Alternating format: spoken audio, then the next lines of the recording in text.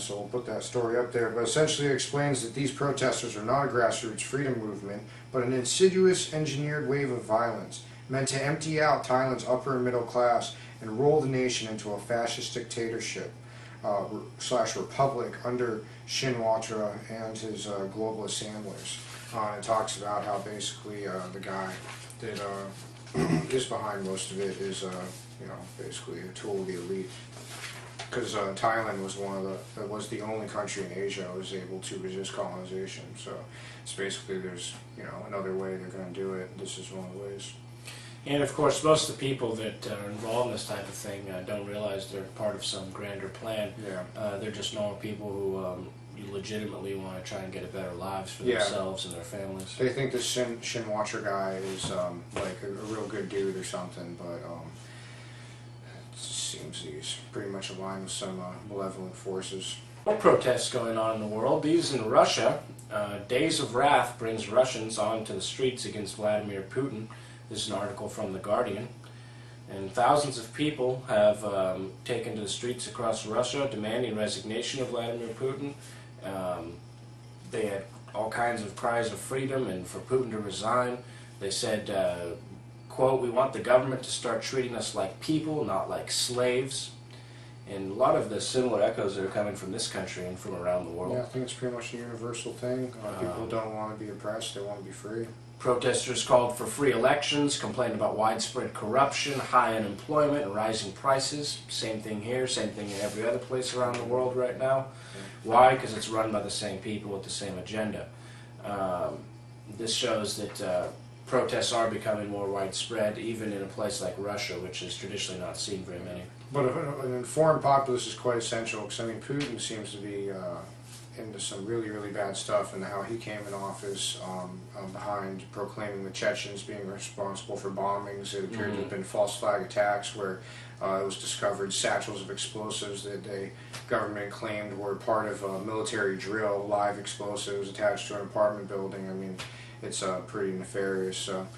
Anyways, moving on from Salon.com, we have the next story is study, fast food logos make you impatient. Surveys have said that Americans are ruder than before also, which probably is aligned with this kind of thing. And I don't know like how far the spread of the study was, but this is from the Daily Mail reported actually on this as well. That a study published in the Journal of Psychological Sciences found the exposure to the symbols made people less likely to save money and more likely to feel like they're running out of time.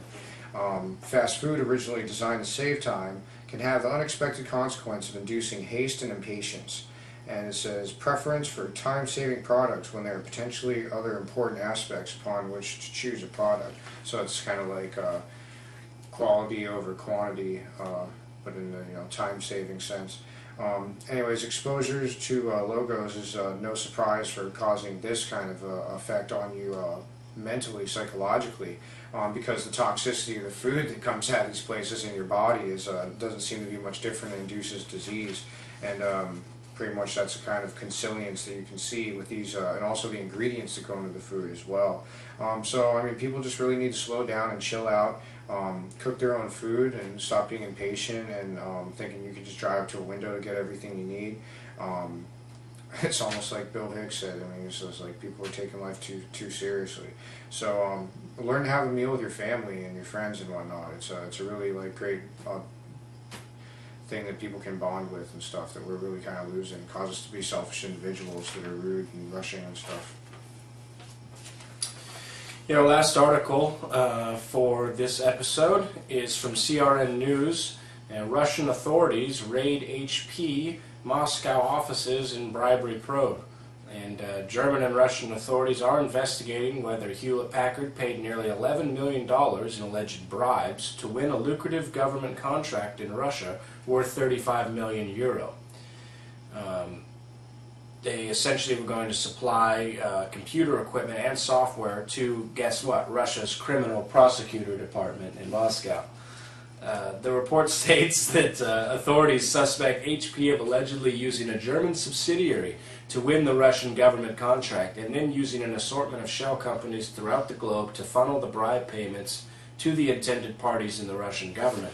So they're bribing the Russian government to get a contract to work all their equipment in the criminal investigations department. Yeah, of sound the like they government. have their bases covered there. It's classic scenario with these people, and we hope you guys check out the articles. Again, we can't completely cover them, Yep. and there's so much news out there, it's difficult to catch it all. So send us articles you think are interesting. Go check out the ones we've suggested, and keep staying informed.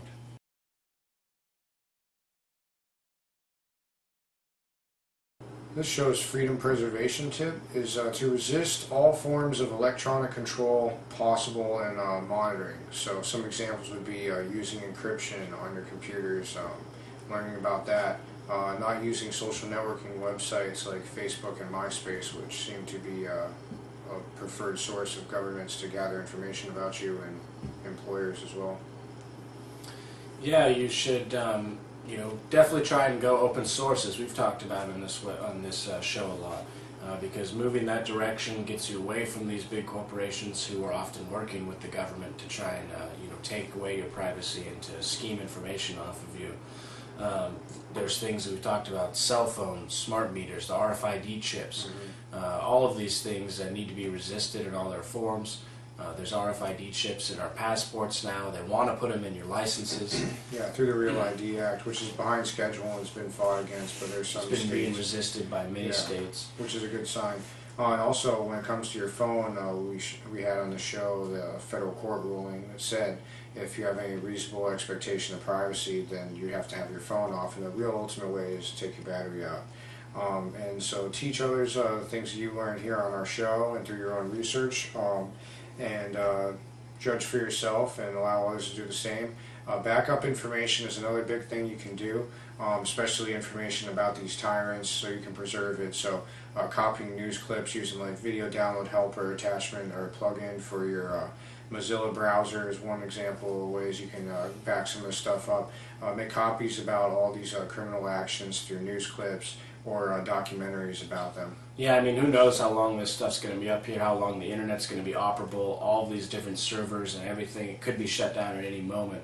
So it's important for all of us to back as much information up as possible so that we can continue the spread of knowledge, throughout the generations, so it's not stifled by these groups of elites at the top who are basic control freaks over society. Yeah, and as we've had featured on this program, there is definitely a clear interest in taking away our ability to see what these people are doing through the wonder that is the internet, and have it controlled, and have your bandwidth only going through their little propaganda websites that they approve and that kind of thing. So that's our freedom preservation tip for the show. Our next show topic is going to be on the environment, and we have a couple potential guests. We haven't exactly solidified that yet, but some of our candidates, our first choice is Derek Jensen, and hopefully he'll be available. And also, Kyle had another one in mind. Yeah, a guy named Mark Serati. If we don't get an interview from him now, we'll be getting one of him in the future. And he's got an interesting story to tell about working for the Department of the Navy and corporations involved with them, and how they were toxified at work and other stuff like that. Yeah, considering what's happening right now in the Gulf, where there's a whole bunch of oil spewing out into the ocean, that something should never happen. The fail-safes were totally ignored by BP, and all that kind of stuff. So we're going to get into that more next show. And also, I mean, it ties into today's show because the military-industrial complex is a massive source of pollution. You got depleted uranium they put in their shells to use to attack people with because it's really dense. I mean, that kind of ridiculousness. Yeah, so we'll be trying to talk about some of the real environmental issues that are, pressing on us today and that are really going to affect us, and try and get around some of the shams and kind of different articles they've put out to try and direct people's attention away from the real issues. Yeah, getting you to worry about a gas that you exhale and the plants breathe, which is all weird in itself. Has been clearly shown by the Club of Rome, as we've discussed here, been an agenda to get humanity to say that they're the enemy and to be willing to take all sorts of ridiculous sanctions upon their lives and on their freedoms. So please join us for the next show.